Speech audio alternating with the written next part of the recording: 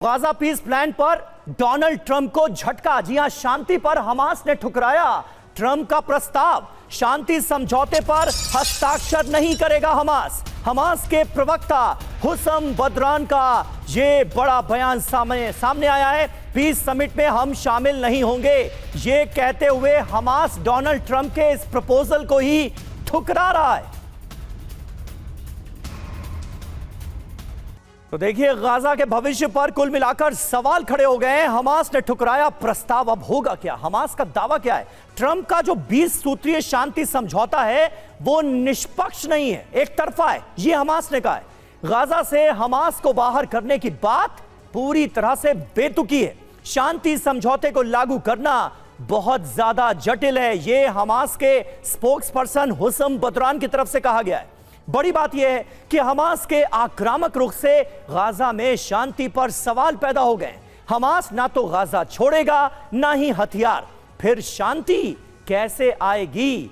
ये एक बड़ा सवाल है। प्रोफेसर संजय भारद्वाज, क्या अभी भी पीस प्लान शांति की राह में कई रोड़े आपको नजर आ रहे हैं? और हमास के सामने ये जो शर्त रखी गई है कि आपको हथियार भी छोड़ना होगा, गाजा भी छोड़ना होगा, क्या आज के माहौल में ये आपको प्रैक्टिकल नजर आती है? समीर, एक बात कहते हैं कि पीस विदाउट जस्टिस क्या सस्टेनेबल है? और जहां पर एक बड़ा जो सवाल आ रहा है कि जस्टिस डिलीवर हुआ है कि नहीं हुआ है। जस्टिस नहीं हुआ, एक नई चाल है, एक नया कदम है। क्या कदम है कि आप आईडीएफ को वापस कर दीजिए और इंटरनेशनल फोर्सेस को रिप्रेजेंट कौन कर रहा है? अमेरिका, ट्रंप करेगा, ये लोग जाएंगे। यानी कि एक तरीके से अलग तरीके से गाजा को और हमास को घेरने का एक नया तरीका है। और इसीलिए हमास इस चाल को, इस बात को समझ रहा है और वो कभी भी अपने हथियार नहीं देगा। पहली बात। दूसरी बात, कभी भी, क्योंकि जो फलस्तीन अथॉरिटी है, अब्बास है, वो ये बात, वो ट्रंप और वो बेसिकली हमास उसको एक्सेप्ट नहीं करेगा, उनको भी, क्योंकि वो जानते हैं कि हमास का खात्मा। लेकिन क्या महमूद अब्बास को गाजा के लोग एक्सेप्ट करने के लिए तैयार हैं? नहीं, मैं हमास नहीं एक्सेप्ट करेगा उनको, फलस्तीन की अथॉरिटी को, ये बात आप मान के चलिए। क्योंकि हमास ये सारी जो चाल चली जा रही है एक तरीके से नेक्सस है कि ट्रंप पहले, सबसे पहले कहाँ गए हैं?